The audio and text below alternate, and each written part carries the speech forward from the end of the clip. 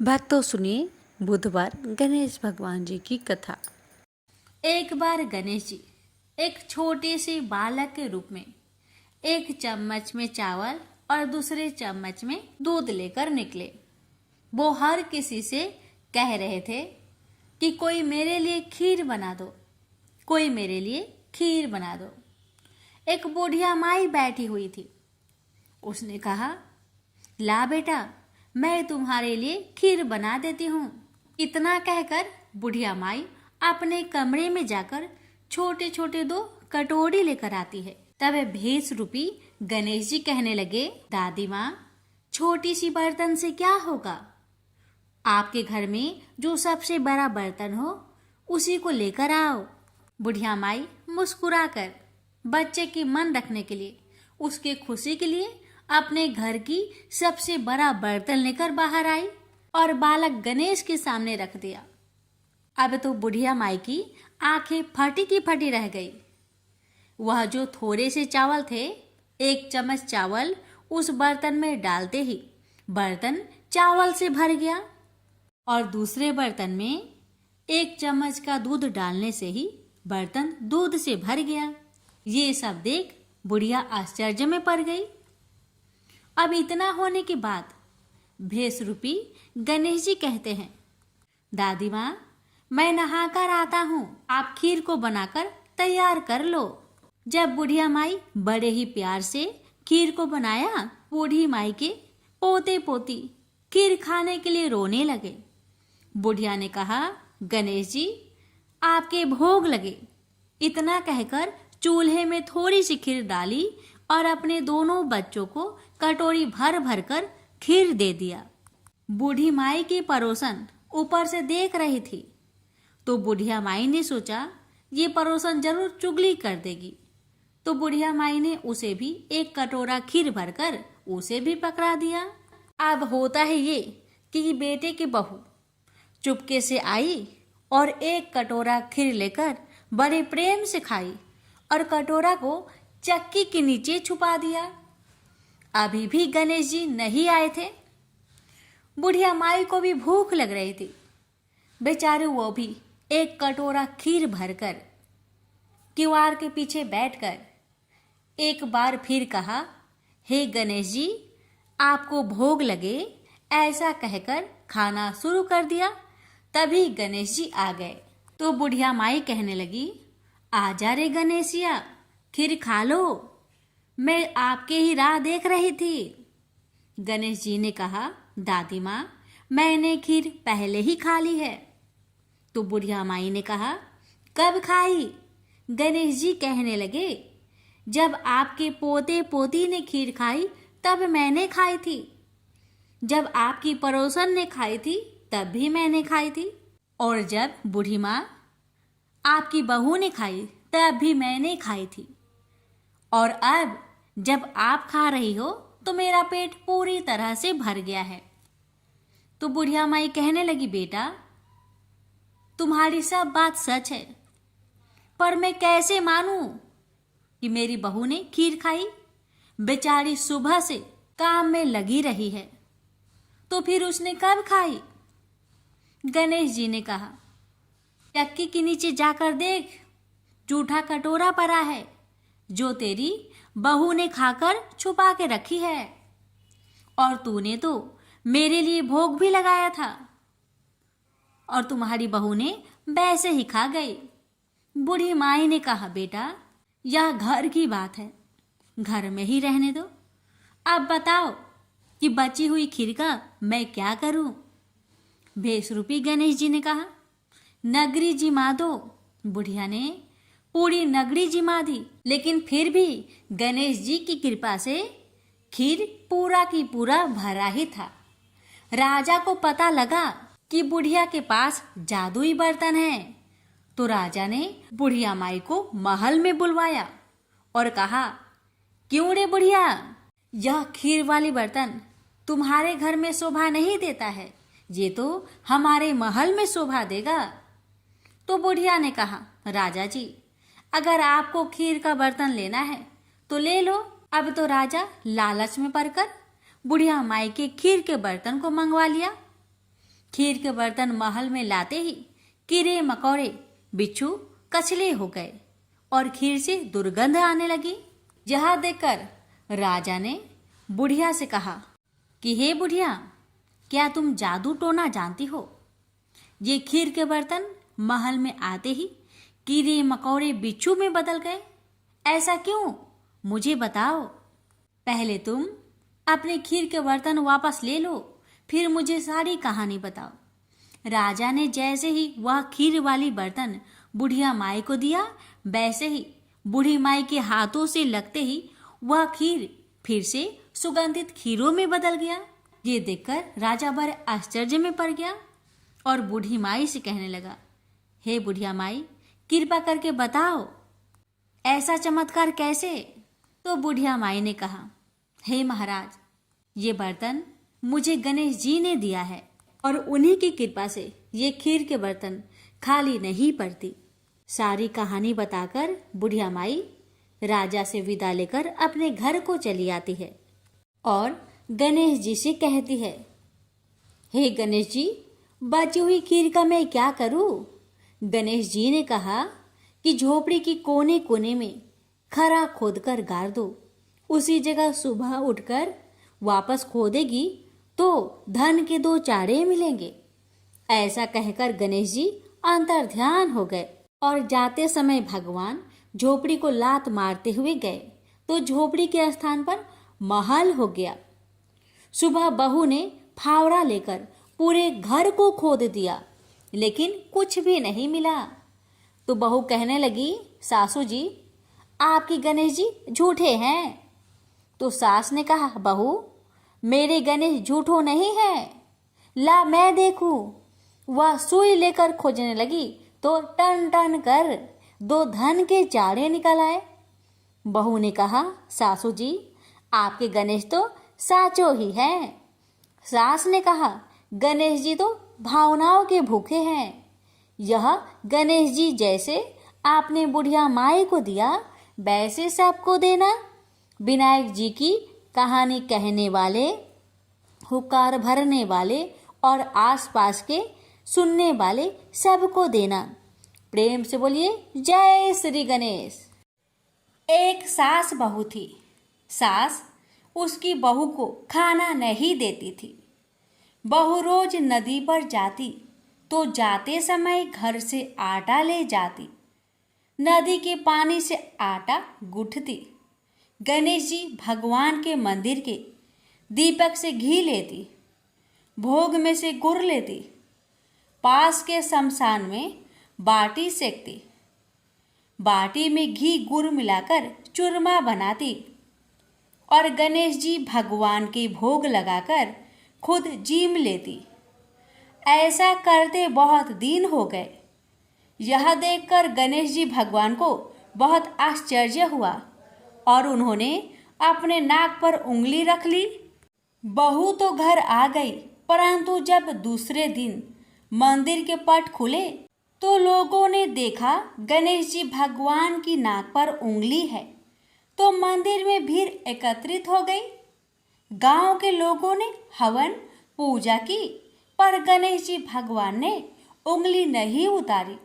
तब सारे गांव में कहलवा दिया कि जो कोई गणेश जी भगवान के नाक से उंगली हटावेगा उसे राजा जी सम्मानित करेंगे। बहू ने सास से कहा, सासू जी, मैं कोशिश करूंगी। तब सास बोली, इतने बड़े बड़े पंडित विद्वान कोशिश कर लिए, तू क्या करेगी? सब लोग मंदिर के बाहर एकत्रित हो गए। बहू घूंघट निकालकर अंदर गई, पर्दा लगाया। लोग गणेश जी से हाथ जोड़कर बोले, हे विघ्नहर्ता, मेरे घर से आटा लाती, लोगों को चढ़ाया, घी गुड़ लेती, शमशान में बाटी सेकती, उससे आपको क्या आपत्ति हुई? आपको मुंह से उंगली हटानी पड़ेगी। गणेश जी ने सोचा, इसकी बात तो माननी पड़ेगी। इसने पहले मेरे भोग लगाया, यह तो मेरी भक्त है।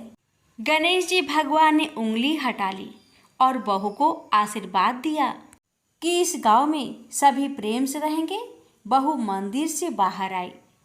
सब गांव वालों ने कहा, बहू तूने उंगली कैसे हटवाई?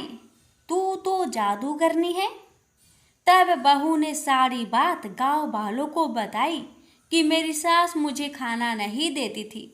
तब मैं घर से आटा लाकर नदी के पास पानी से आटा लगाकर बाटी बनाकर शमशान में सेककर गणेश जी के दीपक से घी प्रसाद में से गुड़ चुराकर गणेश जी की भोग लगाकर खुद खा लेती। इसलिए गणेश जी को आश्चर्य हुआ और उन्होंने नाक पर उंगली रख ली और मेरी प्रार्थना पर उंगली हटा ली और मुझे वरदान दिया कि अब से इस गांव में सब प्रेम से रहेंगे। हे गणेश जी भगवान, जैसे बहू का मान बढ़ाया, वैसे जो भक्त आपकी इस कथा को बड़े ही श्रद्धा भाव से श्रवण करे, उन सबका मान बढ़ाना, रक्षा करना, घर में अन्न धन का भंडार भरना। प्रेम से बोलिए गणेश जी महाराज की जय। गणेश भक्त से हमारी निवेदन है कि इस कथा को शेयर अवश्य करें। एक बुढ़िया माई थी, मिट्टी के गणेश जी की पूजा करती थी। रोज बनाए रोज गल जाए। एक सेठ का मकान बन रहा था तो बुढ़िया बोली, पत्थर का गणेश बना दो। मिस्त्री बोले, जितने में हम तेरा पत्थर का गणेश जी करेंगे उतने में अपनी दीवार ना चिनेंगे। बुढ़िया बोली, राम करे तुम्हारी दीवार टेढ़ी हो जाए। अब उनकी दीवार टेढ़ी हो गई। वो चिने और ढा देवे, चिने और ढा देवे। इस तरह करते करते शाम हो गई। शाम को सेठ आया। उसने कहा, आज कुछ भी नहीं किया।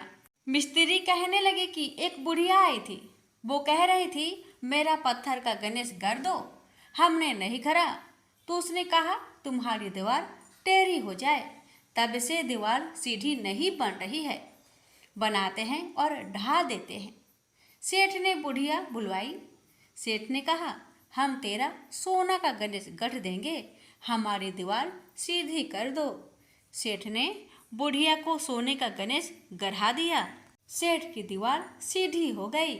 जैसे सेठ की दीवार सीधी की, ऐसे ही हे भगवान सबकी करना। एक समय एक मेढक व मेढकी का जोड़ा था। इनमें से मेढकी हमेशा भगवान विनायक यानी गणेश जी की पूजा अर्चना करती थी। उन्हीं का नाम हर समय जपती रहती थी। यह देखकर मेढक को गुस्सा आता। एक बार उसने गुस्से में मेढकी को कहा कि तू पापी है जो हर समय पर पुरुष का नाम लेती है। इस पाप को करना बंद कर। धमकी भी दी, यदि आज के बाद विनायक जी का नाम लिया तो वह उसका सिर फोड़ देगा। कथा के अनुसार मेढकी इस बात से गणेश जी उससे नाराज हो जाते हैं। इसके बाद एक दिन राजा की एक दासी आती है और दोनों मेढक मेढकी जिस पानी में रहते हैं उसे एक पात्र में डालकर ले जाती है, जहां वह उस पानी को चूल्हे पर चढ़ा देती है। तभी मेढकी तो भगवान गणेश का नाम लेने से उबलते पानी में भी कष्ट नहीं पाती, लेकिन मेढक दर्द से करा उठता है। गर्म पानी में भी जब वह मेढकी को बिना कष्ट के देखता है तो वह उससे इसका कारण पूछता है। इस पर वह गणेश जी को ही उसका संकट दूर करने वाला बताते हुए मेढक को भी ऐसा ही करने को कहती है। ये सुन जान बचाने के लिए मेढक गणेश जी का नाम लेने लगता है। इससे गणेश जी प्रसन्न हो जाते हैं। कुछ देर में ही दो सांड लड़ते हुए वहां पहुंचते हैं और चूल्हे पर चढ़े पानी के पात्र को गिरा देते हैं, जिससे मेढक व मेढकी दोनों उस संकट से मुक्त होकर नदी की पाल में गिर जाते हैं। कथा के अंत में सबके साथ ये कहा जाता है कि गणेश जी महाराज ने जिस तरह मेढक व मेढकी का संकट दूर किया, वैसे ही वे सबका कष्ट दूर करें। एक समय की बात है, एक भाई बहन रहते थे। बहन का नियम था कि वह अपने भाई का चेहरा देखे ही खाना खाती थी। हर रोज वह सुबह उठती थी और जल्दी जल्दी सारा काम करके अपने भाई का मुंह देखने के लिए उसके घर जाती थी। एक दिन रास्ते में एक पीपल के नीचे गणेश जी की मूर्ति रखी थी। उसने भगवान के सामने हाथ जोड़कर कहा कि मेरे जैसा अमर सुहाग और मेरे जैसा अमर पिहर सबको दीजिए। यह कहकर वह आगे बढ़ जाती है। जंगल के झाड़ियों के कांटे उसके पैरों में चुभा करते जाते थे। एक दिन भाई के घर बहन पहुंची और भाई का मुख देखकर बैठ गई तो भाभी ने पूछा, पैरों में क्या हो गया है? यह सुनकर उसने भाभी को जवाब दिया कि रास्ते में जंगल के झाड़ियों के गिरे हुए कांटे पाँव में चुभ गए हैं। जब वह वापस अपने घर आ जाए तब भाभी ने अपने पति से कहा कि रास्ते को साफ करवा दो, आपकी बहन के पाँव में बहुत सारे कांटे चुभ गए हैं। भाई ने तब कुल्हाड़ी लेकर सारी झाड़ियों को काटकर रास्ता साफ कर दिया, जिससे गणेश जी का स्थान भी वहाँ से हट गया। यह देखकर भगवान गुस्सा हो गए और उसके भाई के प्राण हर लिए। लोग अंतिम संस्कार के लिए जब भाई को ले जा रहे थे तब उसकी भाभी रोते हुए लोगों से कही, थोड़ी देर रुक जाओ, उसकी बहन आने वाली है, वह अपने भाई का मुख देखे बिना नहीं रह सकती, उसका यह नियम है। तब लोगों ने कहा, आज तो देख लेगी पर कल कैसे देखेगी? रोज दिन की तरह बहन अपने भाई का मुंह देखने के लिए जंगल में निकली। तब जंगल में उसने देखा कि सारा रास्ता साफ किया हुआ है। जब वह आगे बढ़ी तो उसने देखा कि सिद्धि विनायक को भी वहाँ से हटा दिया गया है। तब उसने जाने से पहले गणेश जी को एक अच्छे स्थान पर रखकर उन्हें स्थान दिया और हाथ जोड़कर बोली, भगवान मेरे जैसा अमर सुहाग और मेरे जैसा अमर पिहर सबको देना। और फिर बोलकर आगे निकल गई। भगवान तब सोचने लगे, अगर इसकी नहीं सुनी तो हमें कौन मानेगा, हमें कौन पूजेगा?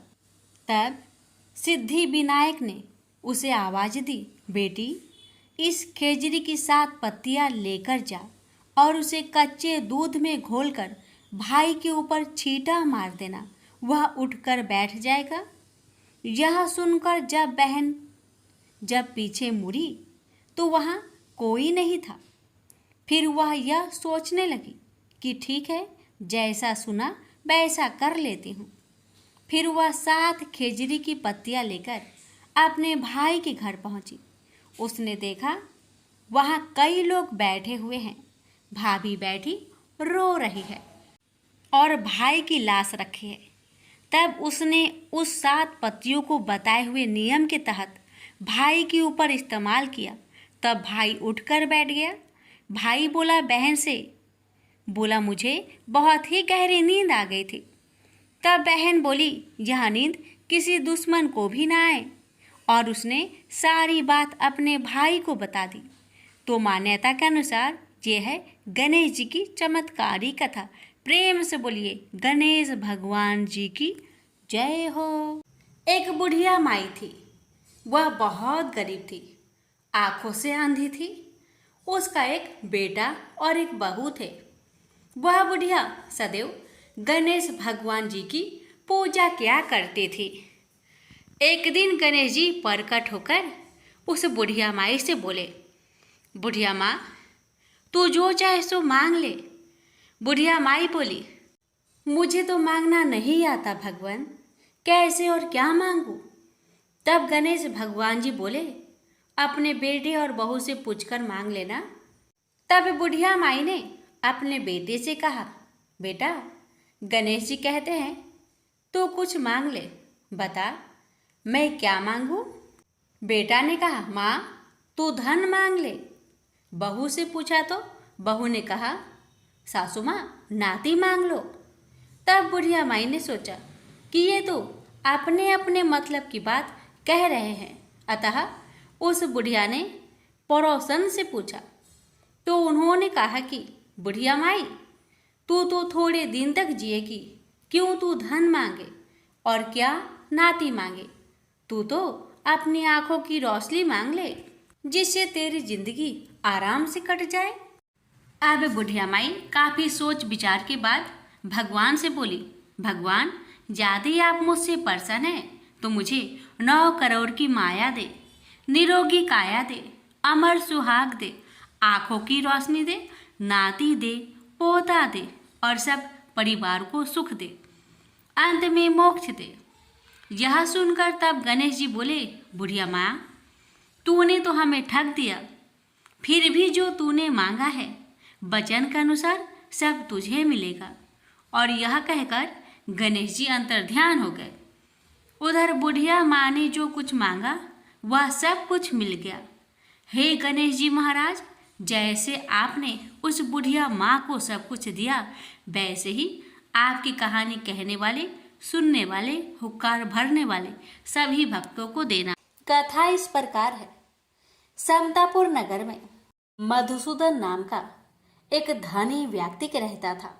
मधुसूदन का विवाह 1 मास पहले ही बलरामपुर नगर की सुंदर लड़की जिसका नाम था संगीता, उसी से हुआ था। शादी के कुछ दिन बाद ही संगीता की माता की तबीयत खराब हो जाती है, इसलिए संगीता अपने माता के घर चली जाती है और वहीं पर कुछ दिन रुक जाती है और इधर मधुसूदन अकेला ही रहता है। जब संगीता की माता का तबीयत ठीक हो जाता है तो मधुसूदन बुधवार के दिन ही अपने पत्नी को लेने के लिए बलरामपुर के लिए रवाना हो जाता है। बलरामपुर पहुंचकर अपने ससुरारी में जाता है और अपने सास ससुर से संगीता को विदा करने के लिए आज्ञा मांगता है। लेकिन संगीता के माता पिता बोले, दामाद जी आज तो बुधवार का दिन है, बुधवार के दिन बेटी की विदाई और कोई भी शुभ कार्य के लिए यात्रा नहीं करना चाहिए।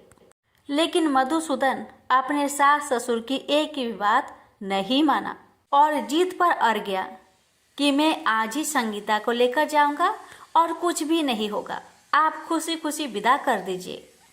अब अपने दामाद के जीत के आगे संगीता के माता पिता हार मान लेते हैं और अपनी बेटिया को विदा कर देते हैं।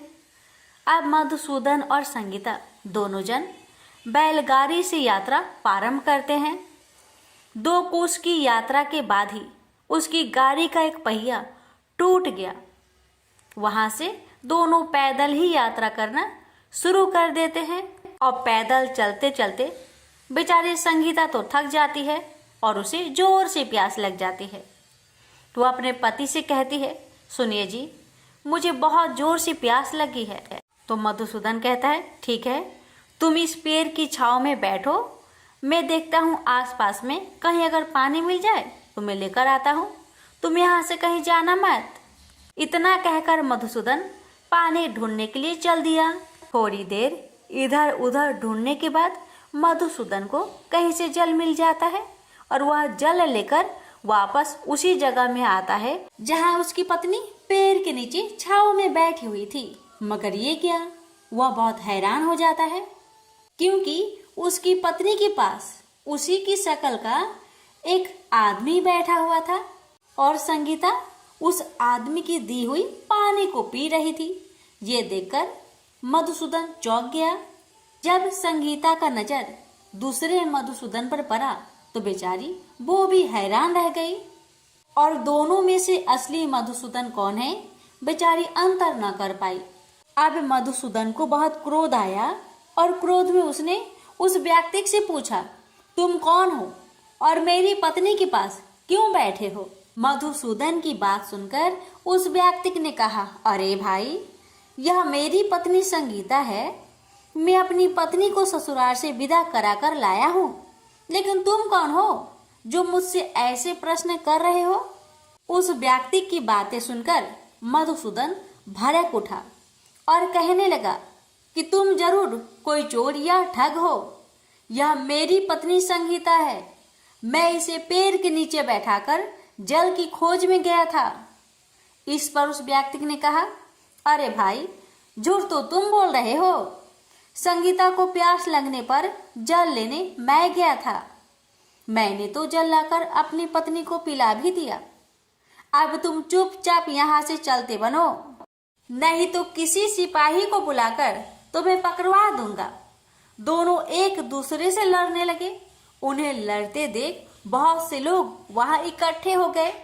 नगर के कुछ सिपाही भी वहां आ गए। सिपाही उन दोनों को पकड़कर राजा के पास ले गए और सारी कहानी राजा को सुना दी। राजा ने भी कोई निर्णय नहीं कर पाया। संगीता भी उन दोनों में से अपने वास्तविक पति को नहीं पहचान पा रही थी। राजा ने दोनों को ही कारागार में डाल देने के लिए कहा। राजा के इस फैसले पर असली मधुसूदन भयभीत हो गया। तभी आकाशवाणी हुई, मधुसूदन, तूने संगीता के माता पिता की बात नहीं मानी और बुधवार के दिन अपनी पत्नी को ससुराल से ले आया। यह सब भगवान बुद्ध देव के प्रकोप से हो रहा है। भविष्यवाणी सुनकर मधुसूदन बहुत डर गया और हाथ जोड़कर बुद्ध देव से क्षमा प्रार्थना करने लगा कि हे बुद्ध देव, हे भगवान, मुझसे बहुत बड़ी गलती हो गई कि मैंने अपने सास ससुर की बातें न मानी। उसका सजा मुझे मिल चुका है। हे भगवान, कृपा करके मुझे क्षमा कर दीजिए। मैं आगे से ऐसी गलती कभी नहीं करूंगा। मुझे माफ कर दीजिए। मैं भविष्य में आप कभी भी बुधवार के दिन यात्रा नहीं करूंगा और सदैव बुधवार को आपका व्रत किया करूंगा और कथा सुना करूंगा। मधुसूदन के प्रार्थना करने से भगवान बुद्ध देव उसे क्षमा कर देते हैं और तभी दूसरा व्यक्ति राजा के सामने से ही गायब हो जाता है। राजा और दूसरे लोग इस चमत्कार को देखकर हैरान हो गए। भगवान बुद्ध देव की इस अनुकंपा से राजा ने मधुसूदन और उसकी पत्नी को सम्मान पूर्वक विदा किया। कुछ दूर चलने पर रास्ते में उन्हें वही बैलगाड़ी मिल गई। बैलगाड़ी का टूटा हुआ पहिया भी अपने आप जुड़ा हुआ था। दोनों उसमें बैठकर समतापुर की ओर चल दिए। मधुसूदन और उसकी पत्नी संगीता दोनों बुधवार को व्रत करते हुए आनंद पूर्वक जीवन यापन करने लगे। इस तरह भगवान बुद्ध देव की कृपा से उनके यहाँ खुशियां बरसने लगी। इस तरह जो भी स्त्री या पुरुष विधिवत बुधवार का व्रत करके व्रत कथा को श्रद्धा पूर्वक सुनते हैं, भगवान बुद्ध देव उनके सभी कष्टों को दूर करते हैं। प्रेम से बोलिए बुद्ध देव भगवान की जय। पौराणिक कथा के अनुसार एक समय की बात है कि भगवान विष्णु का विवाह माता लक्ष्मी जी के साथ निश्चित हुआ। विवाह की सभी तैयारी होने लगी। सभी देवी देवताओं को निमंत्रण भेजे गए, लेकिन भूलवश गणेश जी को निमंत्रण देना रह गया था। इधर भगवान विष्णु की बारात जाने का समय आ चुका था।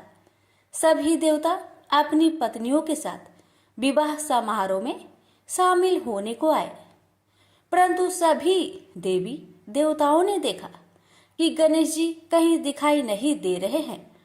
तब उन सभी ने आपस में चर्चा की, क्या गणेश जी को नहीं न्योता दिया गया या गणेश जी ही नहीं आए हैं।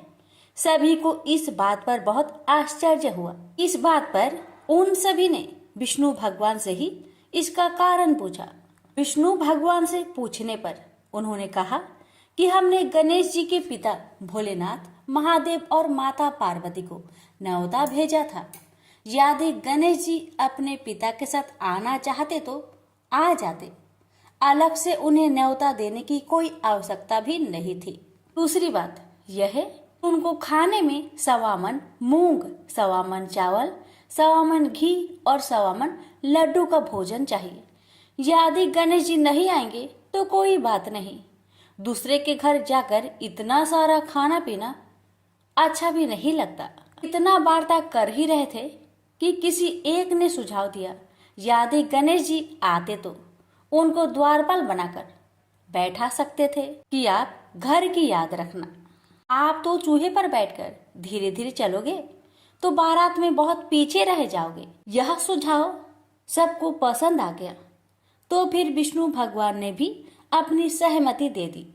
तब गणेश जी को निमंत्रण देकर आमंत्रित किया और उनको समझा बुझाकर घर की रखवाली करने को बैठा दिया गया। बारात चल दी। तब नारद जी ने देखा कि गणेश जी तो दरवाजे पर ही बैठे हुए हैं। तो वे गणेश जी के पास गए और रुकने का कारण पूछा। गणेश जी कहने लगे कि विष्णु भगवान ने मेरा बहुत अपमान किया है। नारद जी ने कहा कि आप अपनी मूषक सेना आगे भेज दो तो वह रास्ता खोद देगी, जिससे उनके वाहन धरती में धंस जाएंगे। तब आपको सम्मान पूर्वक बुलाना पड़ेगा। अब तो गणेश जी ने अपनी मूषक सेना को आदेश दिया, जाओ, और सेना ने जमीन पोली कर दी।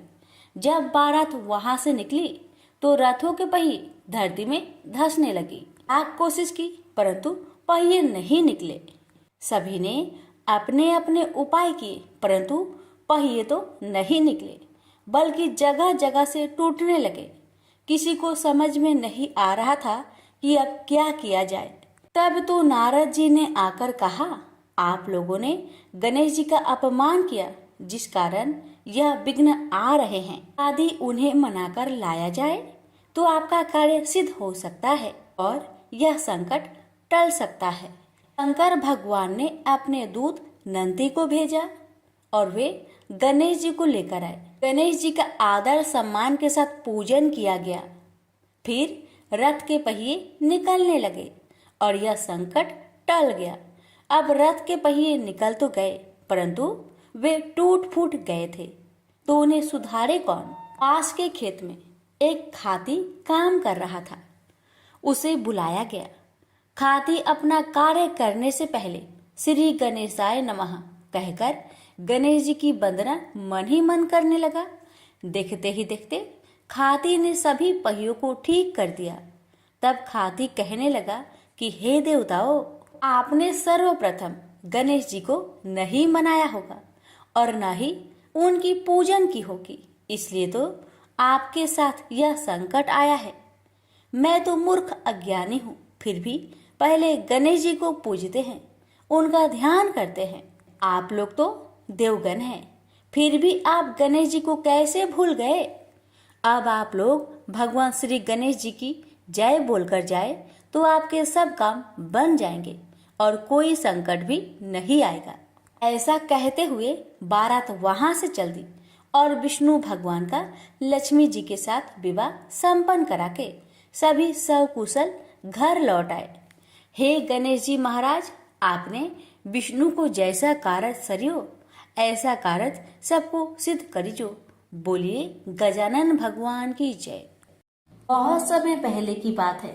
किसी गांव के बाहर एक बरगद का पेड़ था, जिसके पास ही गणेश जी का एक छोटा सा मंदिर था।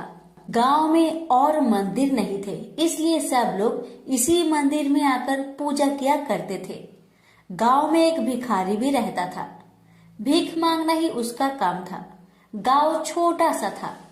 भिखारी को काफी भीख नहीं मिलती थी, इसलिए यह और कोई उपाय न देखकर मंदिर के दरवाजे पर बैठने लगा। सोचने लगा कि लोग यहाँ धर्म करने आते हैं और नहीं तो सही पेट भरने लायक भीख तो मिल जाया करेगी। भिखारी दिन भर मंदिर के दरवाजे पर बैठा रहता और जब वहां किसी को आते देखता तो शिव शिव रटने लगता। इस तरह बेचारा दिन भर गणेश जी और शिव जी का नाम जपता रहता था, मगर शाम तक उसे भीख मिलती थी। फिर 2-4 मुट्ठी अन्न और कुछ फल मूल और कभी कभी 4-6 पैसे मिलते थे। हालांकि इतनी थोड़ी आमदनी से किसी की गुजर कैसे हो सकती है। फिर भिखारी को अपना ही नहीं बल्कि अपनी बेटी की भी चिंता करनी पड़ती थी। उसकी बेटी का नाम था कमला और वह बड़ी चतुर और बड़ी समझदार थी, मगर चतुराई और समझदारी से तो पेट की आग नहीं बुझती। उसे तो भोजन चाहिए, इसलिए कमला कभी कभी अपने बाप को भोजन पाने के लिए तंग करने लगती थी। उस वक्त भिखारी के दिल पर बड़ी चोट लगती। उसकी आंखें भर आती थी। वह चिंता के समुद्र में डूब उतरने लगता था। गर्मी के दिन थे, दोपहर का समय था। ऊपर आसमान और नीचे धरती धक धक जल रही थी। चारों तरफ सन्नाटा छा रहा था।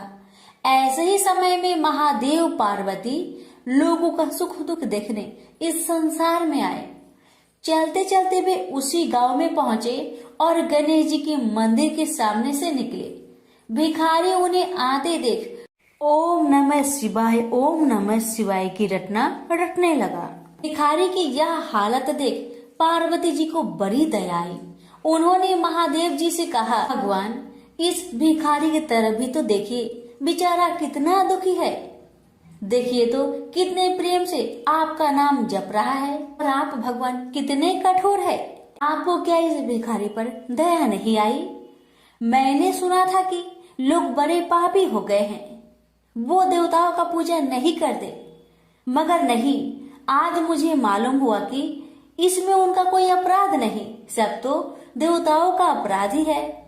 इसी भिखारी को ले लीजिए। बेचारा को आपका नाम लेते लेते बरसों बीत गए, इतने पर भी अभागा पेट भर भोजन तक नहीं पाता। जब देवता ही ऐसे कठोर हो जाएंगे तब कोई काहे उनकी पूजा करेगा। अब महादेव जी को पार्वती जी की बात लग गई। भगवान बोले, देवी आप असल बात क्या है नहीं जानती और आप जान भी नहीं सकती, क्योंकि आपका हृदय ही इतना कोमल है कि मैं कहता हूँ देवी आप जिद ना करें, जो हो रहा है उसे होने दीजिए। देवी ने एक ना सुना तो भगवान ने कहा, ठीक है तो मैं आज इस भिखारी के लिए कुछ बंदोबस्त करा देता हूँ, जिससे इस भिखारी का दुख दूर हो जाएगा। इतना कहकर महादेव जी पार्वती जी के साथ मंदिर में पहुँचे। माता पिता को आते देख गणेश जी उठकर खड़े हो गए। उन्होंने बड़े प्रेम से माता पिता को प्रणाम किया। महादेव जी ने गणेश जी को आशीर्वाद दिया और कहा, देखो बेटा, यह भिखारी बरसों से तुम्हारे द्वार पर बैठा है, मेरा नाम जपा करता है, मगर तुमने अब तक इस पर दया क्यों नहीं किया? अब ऐसा कुछ उपाय करो जिससे इस बेचारे का दुख दूर हो जाए। गणेश जी ने हाथ जोड़कर उत्तर दिया, अच्छी बात है पिताजी, 7 दिन के भीतर उसका दुख दूर हो जाएगा, उसे कहीं न कहीं से 2 लाख रुपए मिल जाएंगे। गणेश जी का उत्तर सुनकर महादेव पार्वती आगे को चल गए।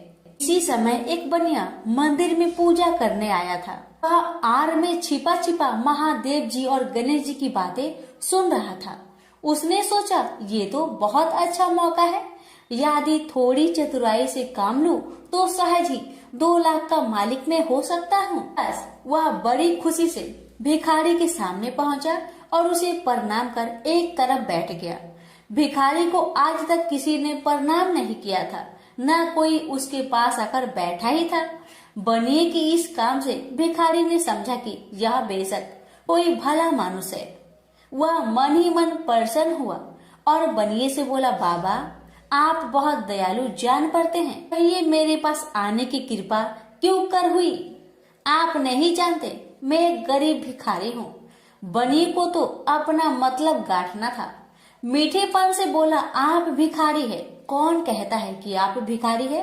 मुझे अच्छी तरह मालूम है कि आप एक पहुंचे हुए महात्मा हैं और आपके दर्शन से लोगों के पाप दूर हो जाते हैं। मैं भी आपके दर्शन करने चला आया हूँ। मुझे आपसे कुछ पूछना है, यदि आज्ञा दो तो पूछो। भिखारी खुशी से बोला, पूछिए। बनिया बोला, भला दिन भर आपको कितनी भीख मिल जाती है? भिखारी बोला, भाई मिलने की क्यों पूछते हो, यहाँ तो पेट की भी लाले पड़े रहते हैं। रोजाना 2-4 मुट्ठी अन्न मिल जाता है, कभी 2-4 पैसे भी मिल जाते हैं, किसी तरह दिन काट लेता हूँ। बनिया कहने लगा, राम राम, आप जैसे महात्मा और यह कष्ट, इस गांव के आदमी भी क्या आदमी हैं? आपकी थोड़ी सी सहायता नहीं कर सकते? आप कैसे यह कष्ट सह लेते हैं? मुझे तो आप पर बड़ी दया आती है। मेरे जी में आता है कि मैं आपकी कुछ सेवा करूं, पर कहने में डर मालूम होता है। भिखारी बोला, आप मेरी सहायता कर सकते हैं? अब बनिया हंसते हुए बोला, मेरी इतनी हैसियत कहाँ है जो आपकी कुछ सेवा कर सकूं, मगर एक बात है, आज से 7 दिन तक आपको जो कुछ भी मिले वह मुझे दे दीजिए, बदले में आपको मैं 100 रुपया दे दूंगा। 100 रुपये के नाम सुनते ही भिखारी मारे खुशी के उछल पड़ा। उसने सोचा, अगर 100 रुपये मिल जाए तो क्या कहना, यहाँ तो 7 दिन में साथ आने के सामान भी न मिले तब तो 100 रुपये छोड़ देना सरासर बेवकूफी होगी, पूरा गधापन है। मगर इसी समय उसे लड़की की ख्याल आ गई। उसने सोचा अगर मैं 100 रुपया लेकर घर पहुंचा और मेरी बिटिया रानी गुस्सा करने लगी तो पहले मैं उसकी सलाह ले लेता हूँ। बस यही विचार में आते ही उसने बनिए को जवाब दिया, आपने मुझ पर बड़ी कृपा की, मगर मैं अभी कुछ नहीं कह सकता, सोच विचार करके कल कहूँगा। जब बनिया चला गया तब भिखारी ने अपनी बिटिया को बुलाया और उससे सब हाल कह सुनाया। चतुर बिटिया कमला ने फौरन समझ गई कि इसमें जरूर कोई बनिए की शैतानी है। उसने पिता से कहा, बनिया बिना फायदे के क्यों 100 रुपये देने चला? खैर कोई बात नहीं पिताजी, मैं कल उस बनिए से बातें तय कर लूंगी, मगर आप बीच में कुछ ना बोलना। उधर बनिए का बुरा हाल था, रात भर उसके पेट में चूहे उछलते रहे। बड़ी मुश्किल से सवेरा हुआ, बनिए की जान में जान आई। वह हाथ मुंह धोते ही भिखारी के पास आ पहुंचा और छूटते ही बोला, क्या विचार किया आपने? कमला भी बनिए से निपटने को तैयार बैठी थी। बनिए की बात सुनते ही उसने जवाब दिया, सेठ जी हम लोगों ने विचार किया, भला 100 रुपये में क्या होता है, इतना सस्ता सौदा होना मुश्किल है, माफ कीजिए। कमला का उत्तर सुनते ही बनिए पर मानो बिजली गिर पड़ी, और लाख रुपए के लालच छोड़ना भी कठिन था। वह 200 रुपए देने को राजी हो गया। अब तो कमला का संदेह और भी पक्की हो गया। वह समझ गई कि बनिया जरूर किसी भारी लाभ के लिए ही इतने रुपए देना चाहता है। उसने जवाब दिया, सेठ जी इतना सस्ता सौदा और कहीं होता होगा? 100 दो, 100 या 1000 दो, 1000 में तो होता ही क्या है। जो चीज आप कौड़ियों में मोल खरीदना चाहते हैं वह लाख रुपए में भी सस्ती है। यह सुनकर बनिया बहुत घबराया, परंतु उसने अपनी कोशिश जारी रखी। मारे लोभ के वह अंधा हो रहा था, उसको लोभ का भूत सवार हो गया था। उसने 100 दो, 100 से बढ़कर अंत में 50,000 लगा दिए। अब कमला ने सोचा इतने रुपए थोड़े नहीं होते। अब बिटिया कमला ने सोचा इतने बड़े रकम को छोड़ना ठीक नहीं है।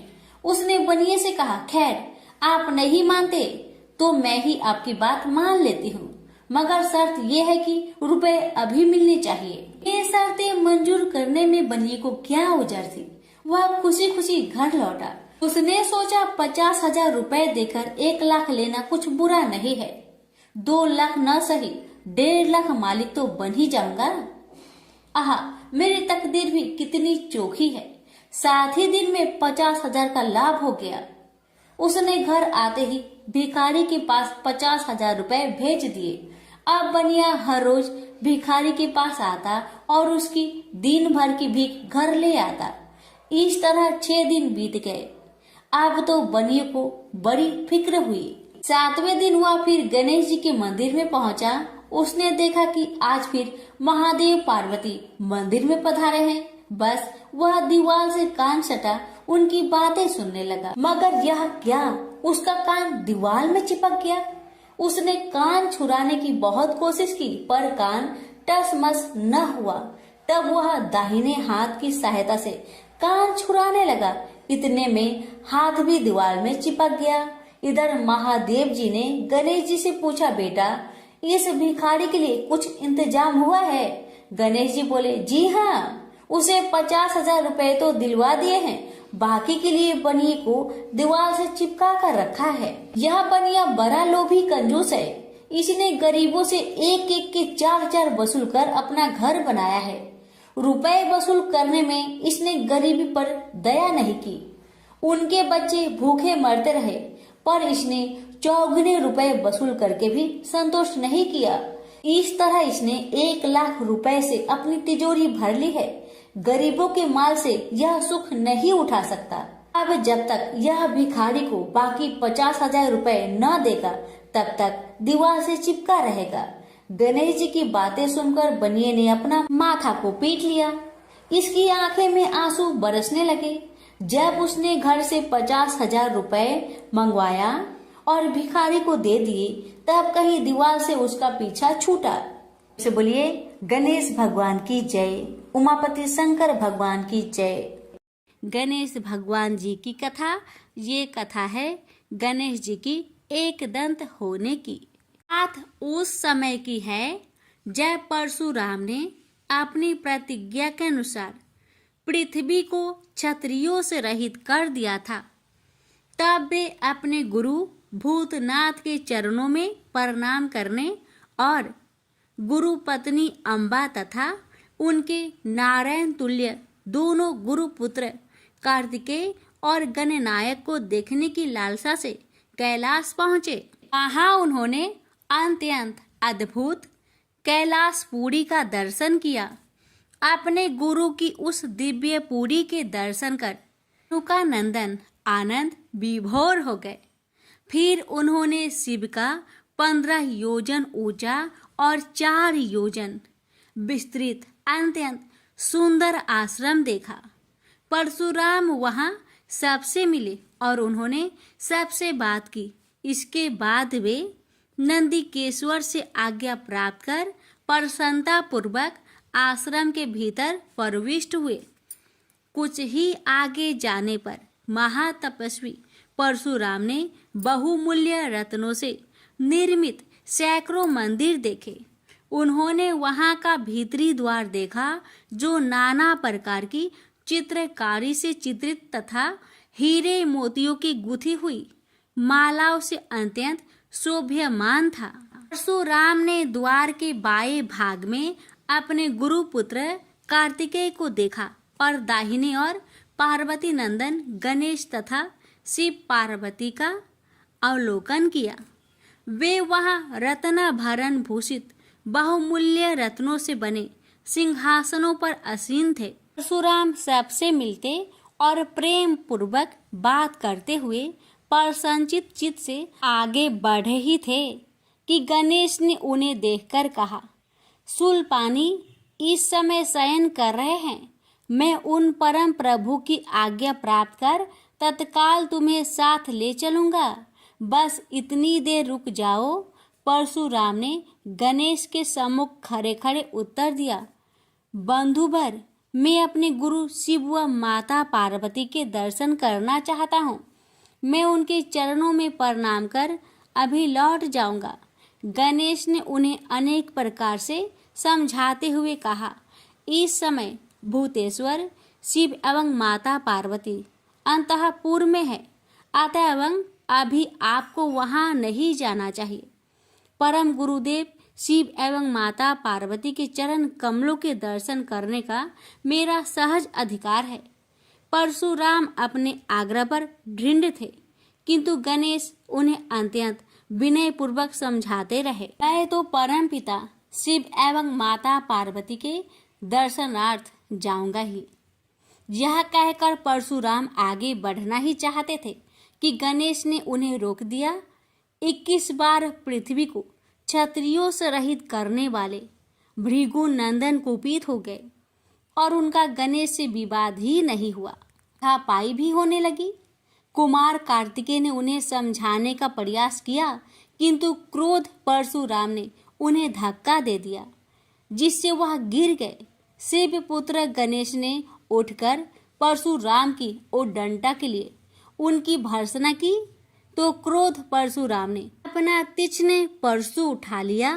तब गणेश ने अपनी सूंड बढ़ाकर उन्हें उसमें लपेट लिया और घुमाने लगे। गणेश की सूंड में लिपटे परशुराम सर्वथा असहाय और निरुपाय थे। गणेश के योग बल से परशुराम स्तंभित रह गए। गणेश ने परशुराम को सप्तद्वीप, सप्त पर्वत, सप्त सागर, भूलोक, स्वर्गलोक, जनलोक, ध्रुवलोक, गौरीलोक और शंभुलोक में घुमाते हुए समुद्र में फेंक दिया। परशुराम समुद्र में तैरने लगे तो निरामयी गणनाथ ने उन्हें पुनः अपनी सूंड में उठा लिया और घुमाते हुए बैकुंठ धाम दिखाकर गोलोक धाम का दर्शन करा दिया। वहां परशुराम ने मंद मंद मुस्कुराते हुए बंसी विभूषित नव निरत श्री कृष्ण के साथ रासवेड़ी राधा का दर्शन किया, तो वे बार बार उनके मंगलमयी चरण कमलों में प्रणाम करने लगे। कुछ देर बाद परशुराम सचेत होकर पृथ्वी पर गिर पड़े। उस समय उनका प्रतिवादी मुख स्तंभ गणेश जी द्वारा किया हुआ स्तंभन भी दूर हो गया। तब उन्होंने अपने अभीष्ट देवता श्री कृष्ण के जगत गुरु शिव द्वारा प्रदत्त परम दुर्लभ स्रोत एवं कवच का स्मरण किया और संपूर्ण शक्ति से सूर्य की प्रभा के तुल्य तीक्ष्णतम अपने परशु से गौरी नंदन पर प्रहार कर दिया।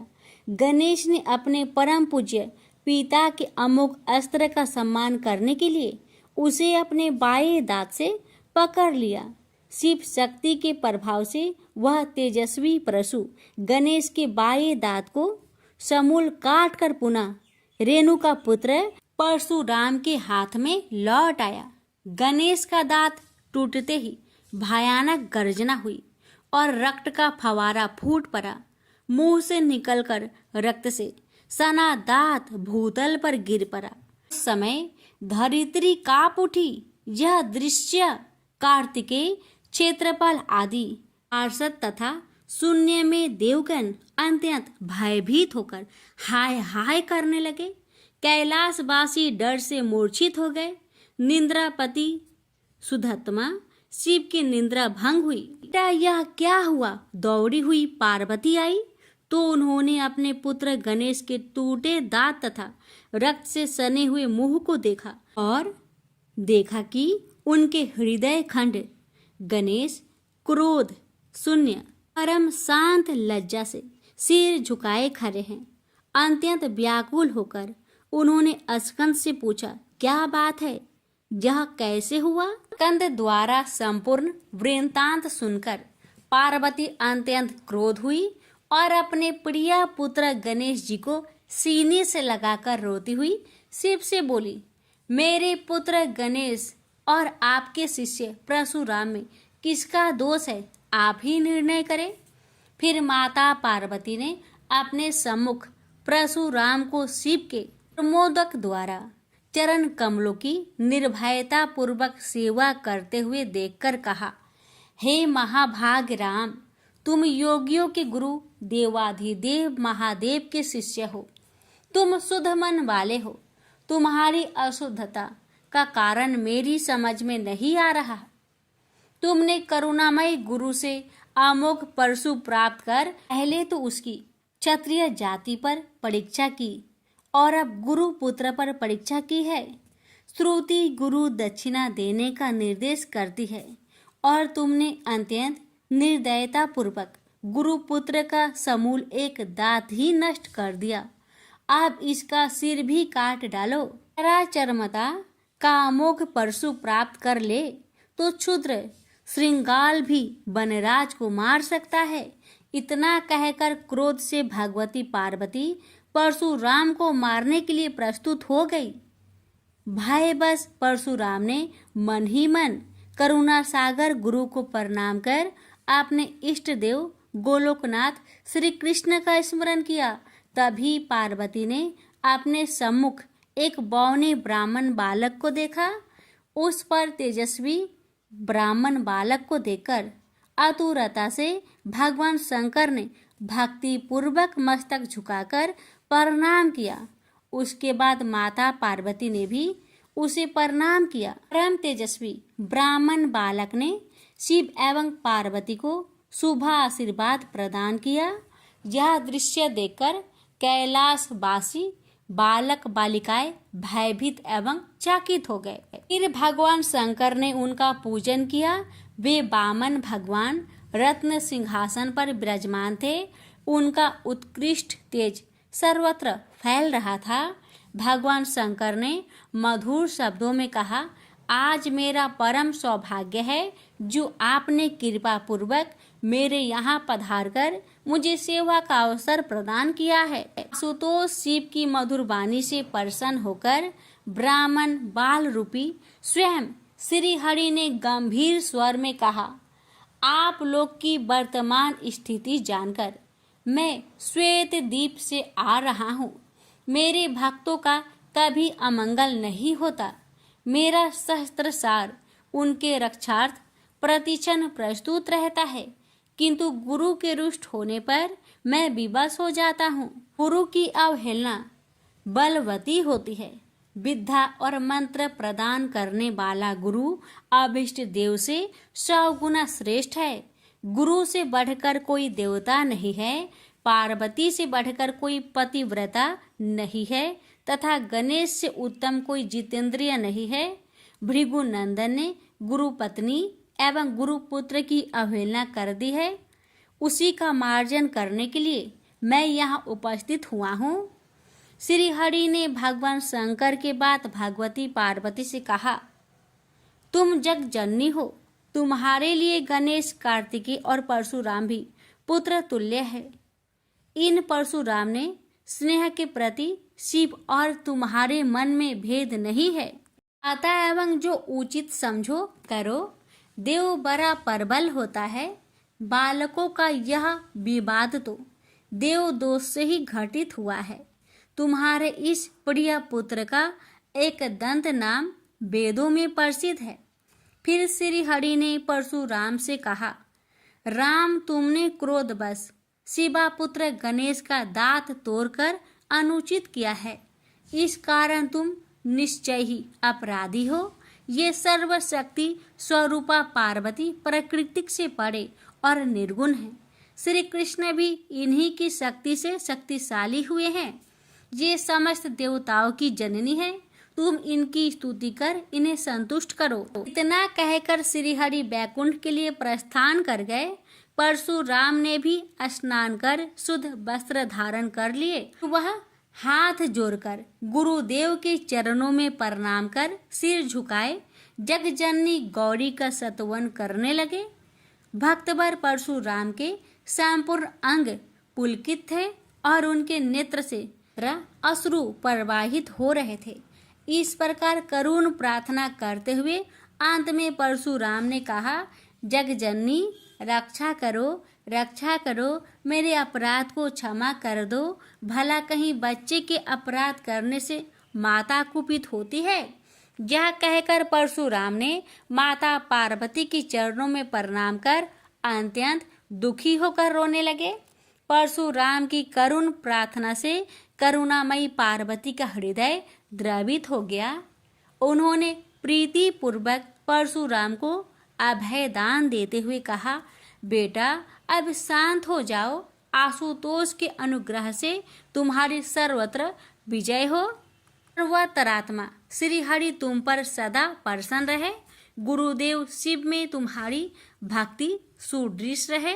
तुम अमर हो जाओ। इसी प्रकार दयामयी पार्वती ने परशुराम को आशीर्वाद दिया और वे अपने अंतपुर में चली गई। उस समय वहां श्री भगवान के मंगल नाम का उच्च घोष होने लगा। फिर परशुराम ने एक दंत गणेश का स्तवन किया और गंधे, पुष्प, धूप, दीप एवं तुलसी रहित नैवेद्य आदि से लंबोदर की विधि पूर्वक पूजा की। परशुराम ने भक्ति भाव से भाई गणेश को संतुष्ट कर माता पार्वती एवं कृपा सिंधु त्रिलोचन के चरणों में प्रणाम किया। फिर उन्होंने गुरु की आज्ञा प्राप्त कर प्रसन्नता पूर्वक वहां से प्रस्थान किए। प्रेम से बोलिए गौरी पुत्र गणेश भगवान की जय। हर हर महादेव। माता पार्वती की जय।